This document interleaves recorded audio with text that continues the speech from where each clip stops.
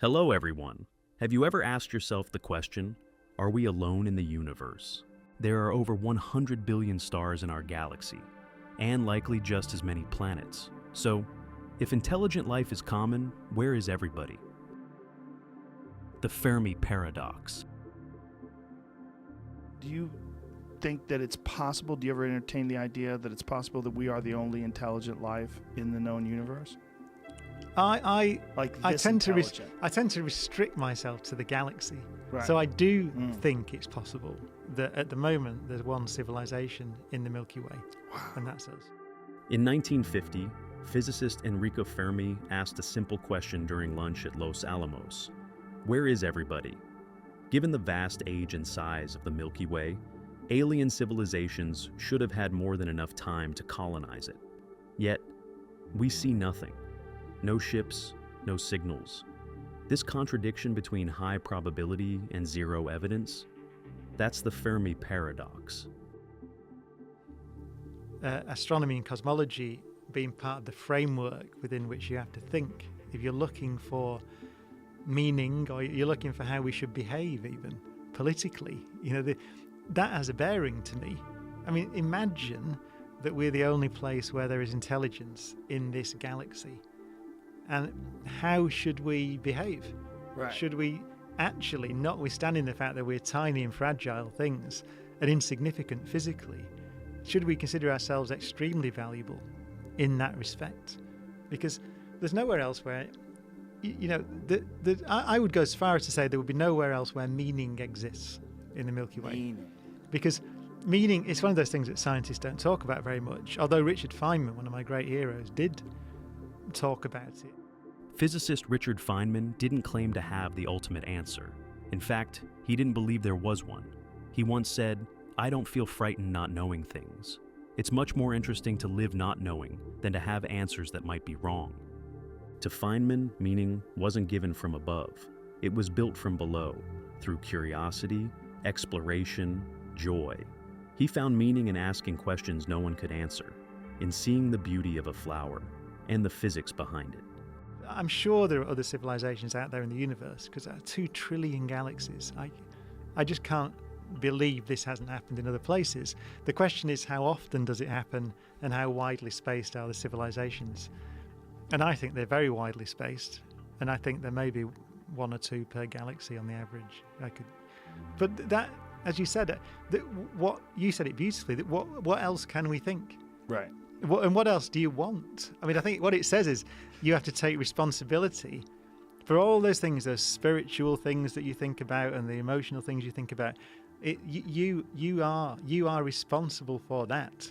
You are that, right? That, whatever that is, it exists in you, and it will only exist for a short amount of time. And so, make the best of it would be my view. It's so unbelievably compelling, though, to consider the idea that somewhere out there's another civilization that may be even more advanced than us. And this thought of it is just so attractive. It's incredible. There should be, if civilizations are common, or even slightly common, then there should be civilizations ahead of us. Yes. Because there's been so much time. But wouldn't you want to see what that's like? Yeah, I mean, we've been so around. compelling. You imagine the timescales. We've been around as a civilization. Let's give it, say, 40,000 years. I don't know how long our civilization's been around. Let's say that. The galaxy is pretty much as old as the universe. It's 13 billion years worth of time. So the idea that there are no civilizations arose, 100 million years ago, 200 million years ago, 1 billion years ago. And imagine what they'd be like if they'd survived. I mean, we've been around, we've had science for, let's say, since Newton or Copernicus, 500 years at most. And look what we've done. We've gone beyond the solar system with Voyager. We've walked on the moon. We're about to go to Mars, I would think. So we're about to begin colonizing our own solar system. So we've done that in 500 years.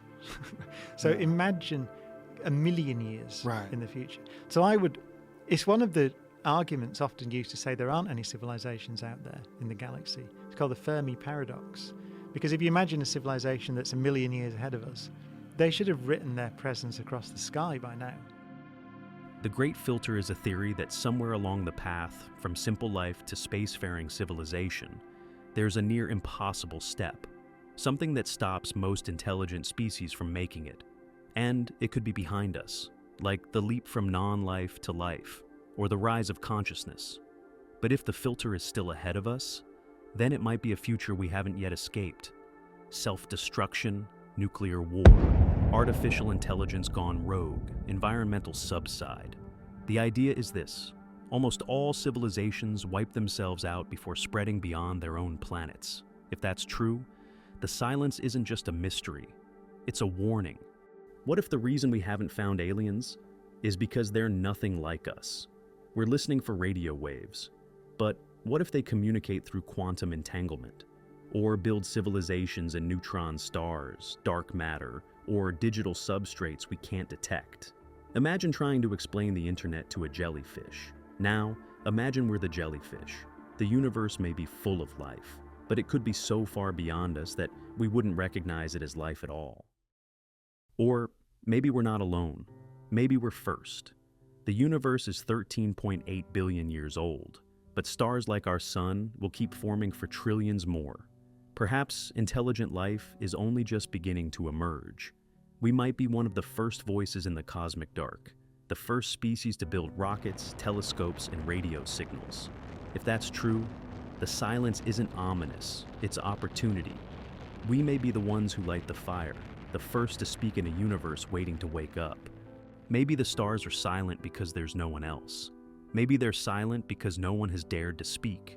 Or maybe they're listening, waiting for someone like us to rise from the dust, to look up and wonder, and to ask, are we alone? The truth is, we don't know if we're the first, the only, or just one of many. But in that mystery lies something beautiful. Because even in the silence, we keep searching. We send messages into the dark, build machines that listen for echoes, and dream of distant suns. Maybe the meaning isn't in the answer. Maybe it's in the fact that we're asking. In a universe that could have been empty and cold forever, here we are, small, curious, alone, perhaps, but not without hope.